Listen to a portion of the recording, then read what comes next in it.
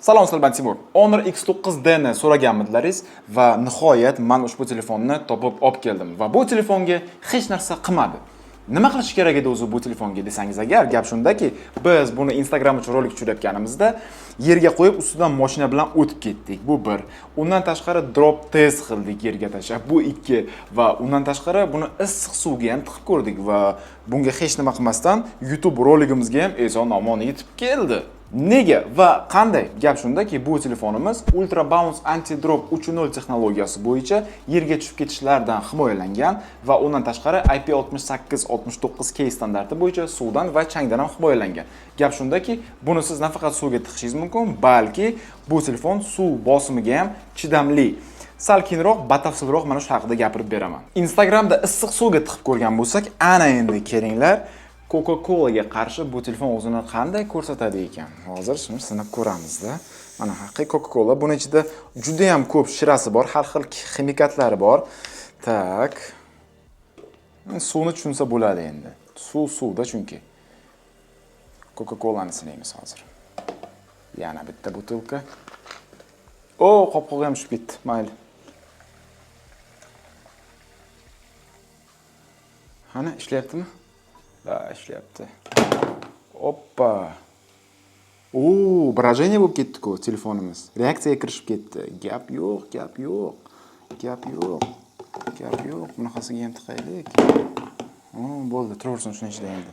Birozdan keyin qaytib kelamiz bu telefonga. Endi drop test qilib ko'ramiz. Tak, boshlaymiz. 1 metr taxminan mana shuncha bo'lsa kerak, ha? Ketdi 1, 2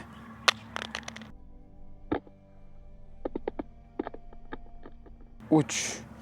Sakrab ketdi telefonimiz.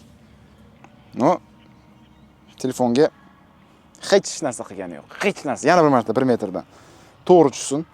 1 2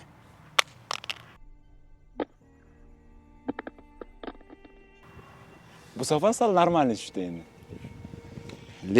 Lekin do'stlar, ko'rsatay sizlarga. Mana ekraniga hech vaqo qilgani yo'q. Endi 1,5 metr. 1,5 metr ham taxminan mana shuncha bo'lsa kerak, ha? Mana shuncha bo'la qolsin. 1 2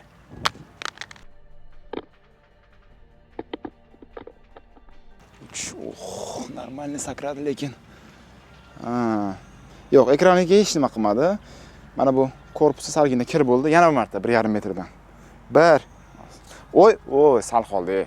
1 2 3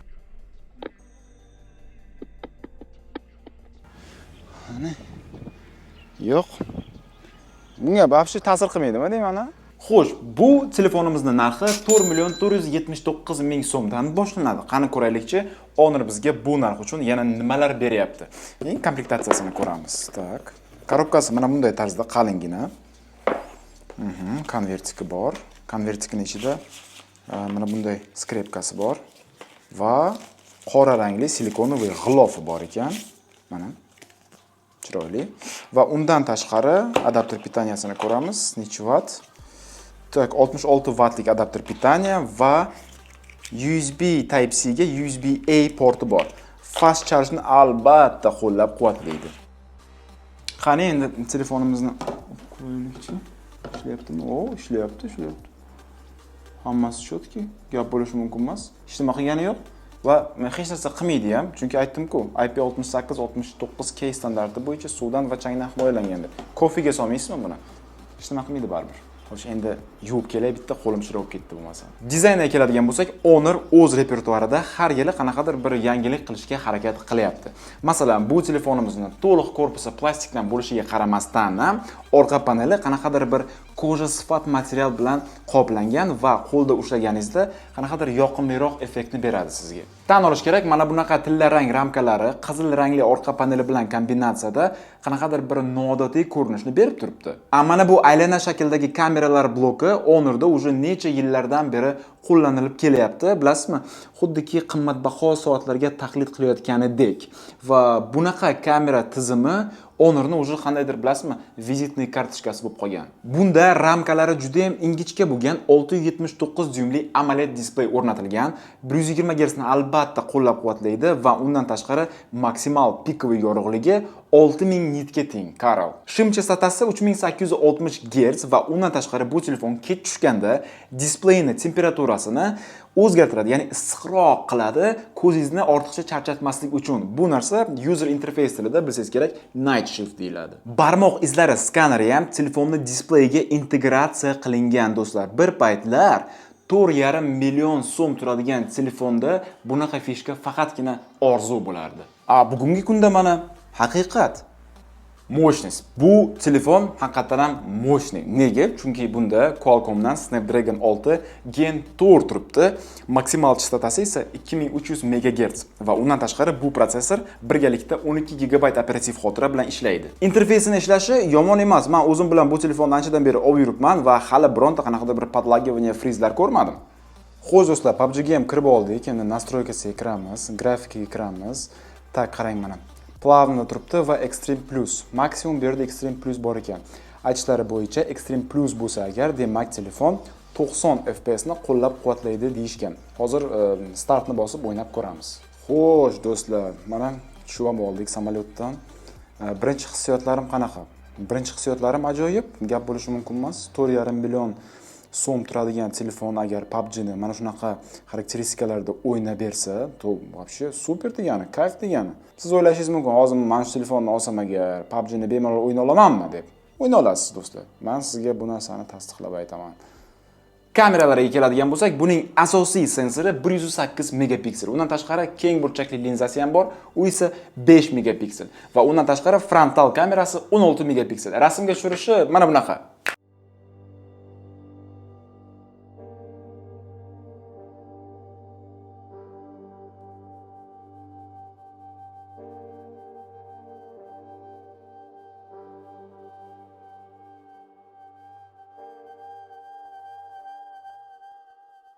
Xo'sh do'stlar, mana Honor X9 telefonimizda ham video tushirib ko'ryapmiz.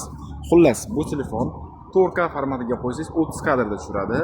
Agarda 60 kadrda tushirmoqchi bo'lsangiz, to 1080p ga qo'yishingiz kerak bo'ladi. Endi mana o'zingiz hozir ko'ring, 4K 30 kadrda olyapmiz. Qay darajadagi sifat bor? Ovoz bo'yicha ham, stabilizatsiya bo'yicha ham, kartinkadagi detalizatsiya bo'yicha ham. Marhamat, mana bugun havo kakras ochilib berdi.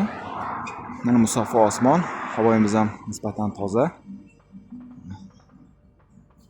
Qanday kartinka?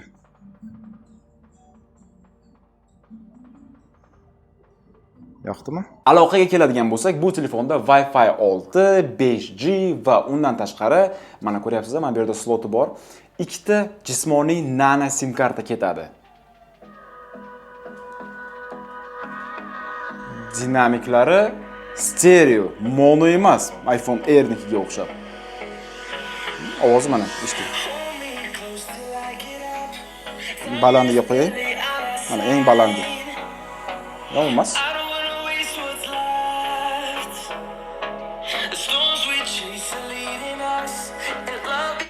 Yaxshi. Bazaviy komplektatsiyasi 256 GB xotira bilan keladi. Minimum 256 GB xotira bilan, tushunyapsizmi? Va korobkasining ichidan bu telefonimizga Android 15 o'rnatilgan bo'ladi va uni ustidan bu telefonimizning o'zining firmenniy obolochkasi Magic OS 9.0 o'rnatilgan bo'ladi. Bu telefonning menga eng asosiy yoqgan jihati bu uning mustahkamligi bo'ldi. Nega? Chunki biz baribir barchamiz insonmiz va ora-orada xato qilib turamiz o'zimiz bilib bilmasdan.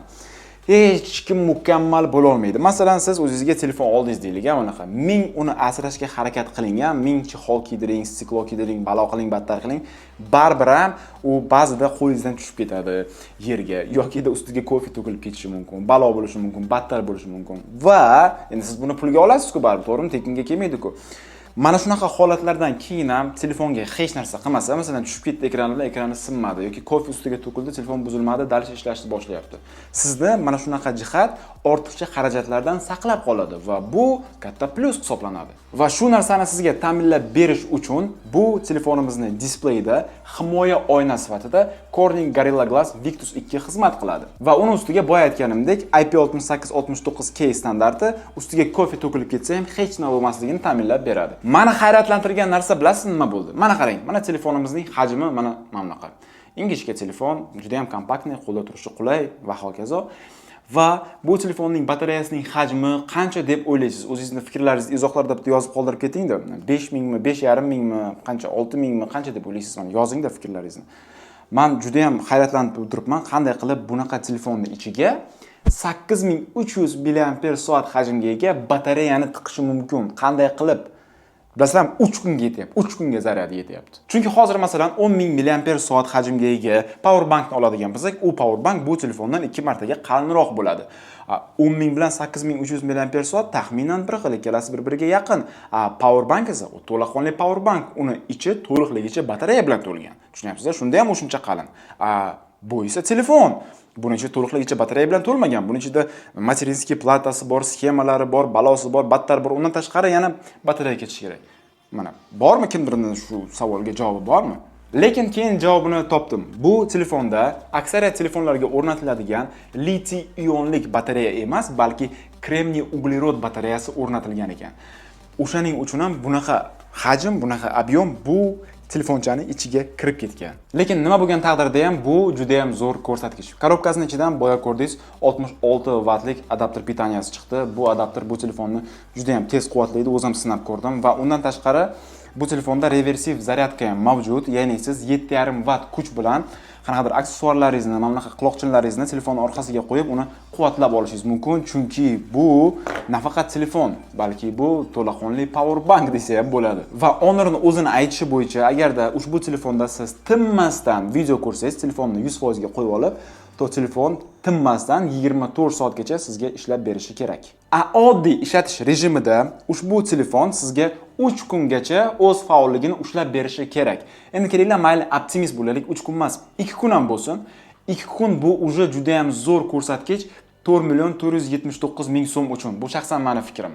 Hozirgi paytda AI siz smartfon bu xuddiki tonirovkasiz qora Gentraga o'xshaydi. Shuning uchun ko'nglingizni xotirjam qilsangiz bo'ladi. Chunki bunda bizga o'zi kerak bo'ladigan удаление прохожих va AI FaceTune kabi funksiyalari bor ekan. Ranglarga keladigan bo'lsak, mana bunday qizg'ish jigar rangi bor ekan. Undan tashqari kunchiqar tilla va yarim tun qora ranglari mavjud. 8 ga 256 GB versiyasi 4,479,000 tursa, to 12 ga 256 GB versiyasi 4,829,000 turadi. Narxiga arziydimi? Shaxsan meni fikrim, bunaqa mustahkamlik va bunaqa batareya hajm bilan arziydi. O'ylaymanki sizga bu video yoqdi. Agarda shunday bo'lgan bo'lsa, sizdan bitta like, bitta kommentariy va kanalimizga obuna bo'lib ketish esdan chiqmasin. Sizlar bilan har doimgidek Timur Xatamov, aka Team Line, keyingi rolikda ko'rishguncha.